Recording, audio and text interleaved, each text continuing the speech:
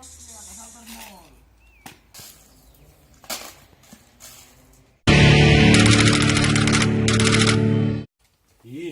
posi la música, vale? Ah, lo so.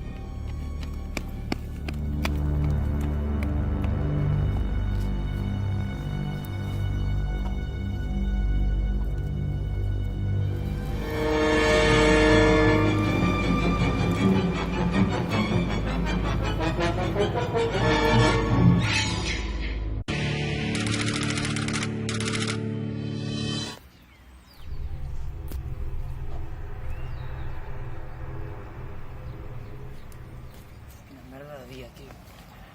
Quins ous són?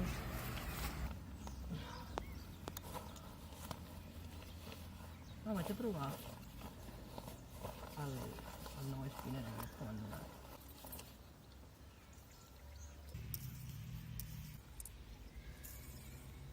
Tio, què collons? Hòstia, hòstia, hòstia, hòstia!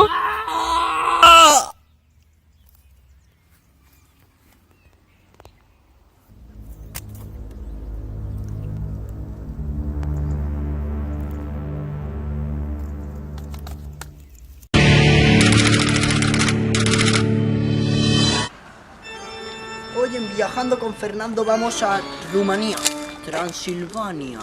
Vamos a caminar un poquito por aquí. Vamos a un ladito.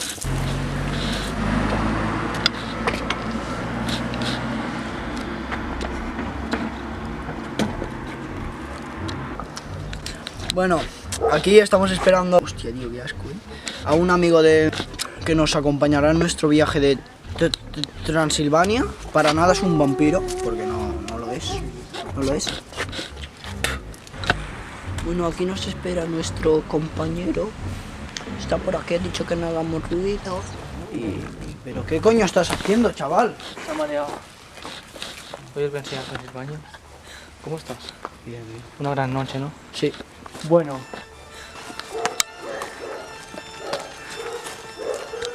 Comencemos.